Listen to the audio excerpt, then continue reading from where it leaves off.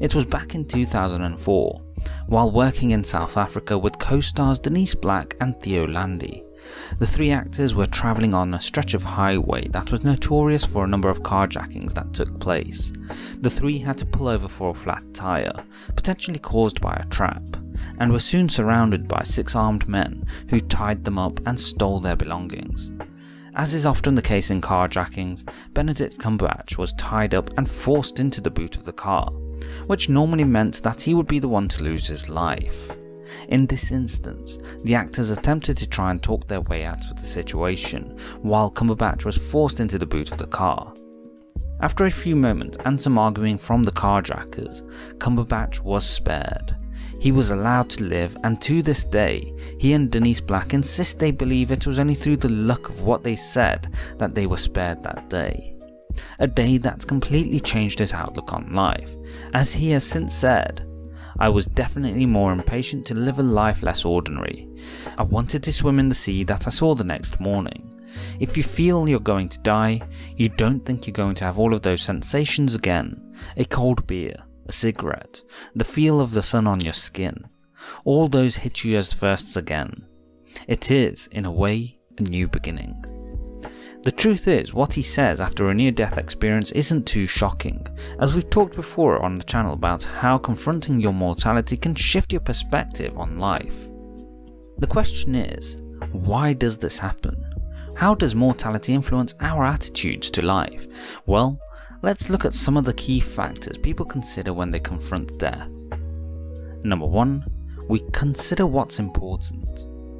For most of us, we easily get caught up in the activity of our day-to-day lives that we lose touch with what we might find truly meaningful in life.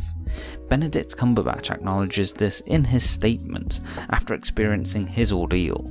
As he never wanted to live what he'd perceive as an ordinary life, he wanted something different, and this experience made him realise that if he truly wanted that, he'd have to chase after this more aggressively. It's here we need to self-reflect in our own circumstance. What is truly meaningful to you and why? Are you making progress towards living life in line with this, and if not, why? The fact is, many say that when you see death, you see your life flash before your eyes, and for many, it's a life full of regret, because they never truly pursued what they felt was important to them, whether it be because of fear or something else entirely. The key here is to understand that our life is limited. We only have so much time available to us, and it's our responsibility to follow through and do what we feel is important in the time we have, if we don't want to waste the opportunity presented to us. Number 2, we self-reflect. What we consider important is one factor, but equally important is our perception of ourselves. Just as we talk about living a life in line with what's meaningful to us, do we live in line with our values? The truth is, many of us will be more readily prepared to live life for others, doing things that others might appreciate, but we ourselves may feel isn't true to us. And this is problematic, because when you put yourself in this position, you have a problem where you may feel an internal sense of conflict, which can lead to bigger problems. If you choose to do something for someone else, it has to be because you chose the responsibility to do so, and in line with the values you want to live your life by. It's not a case of being selfish, but it's about being true to yourself. And this is something Benedict Cumberbatch acknowledges when he speaks following the situation in South Africa, as he says, "It's taught me that you come into this world as you leave it, on your own." Meaning life is a very personal journey, and when it comes down to it, if you don't do what's important to you, then you've possibly missed the most significant aspect in each of our lives. Number 3, we are reminded our time is limited. It's quite simple. When young, we often believe we have a great deal of time in our lives to achieve everything we might want to, causing us to hold back in our pursuit.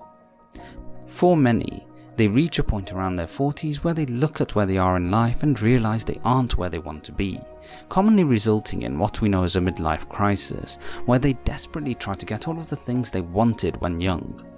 And worse yet is when people are at the end of their life and they know they've gotten too old to achieve their dreams and reflect back to have great regrets, asking themselves, what if? Nobody wants to be in those circumstances, and the confrontation with death, something most don't want to consider, can be an important wake-up call that our time is limited and we never know when our life may end. If you genuinely want to pursue something, now is the time to take action. Again, Benedict Cumberbatch acknowledges this when he says, "I was definitely more impatient to live a life less ordinary," as he clearly understood that had he died, he had lost the opportunity to live the life he could. Number 4. We grow courage. I've alluded to it earlier in this video, but one of the biggest factors that holds us back in life is our fear of failure, or how we might be perceived by others when pursuing a life of meaning. I have personally experienced this, as recently I put out something I felt was important and it was somewhat controversial and has been rejected by some. The truth is, when you pursue anything that's important in life, you have to be prepared for the potential consequences of your actions, and you have to bear the responsibility that comes with what you do. Most will hold back, and who can blame them?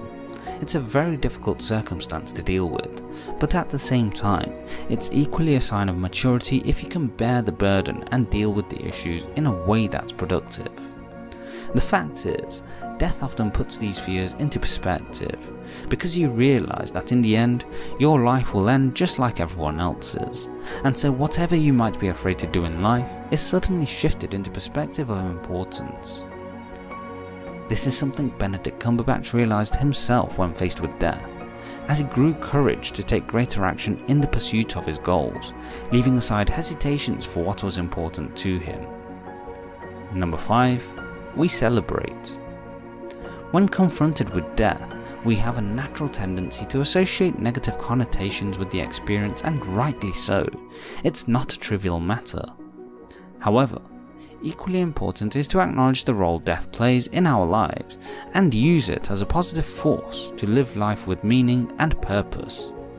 If nothing else, death can be an incredible motivator, because with the aforementioned effects discussed, it gives us perspective on our lives and what we want to do in it. Just as Benedict Cumberbatch says, it is, in a way, a new beginning. It's here you shift perspective, that yes, we shouldn't undervalue the importance of the event that occurred and the gravity of death, but equally so, if you're still here, you still have the chance to live your life in a way that you value. And this is the key. Just as we might confront death, if you're alive, then celebrate life and don't let it pass you by.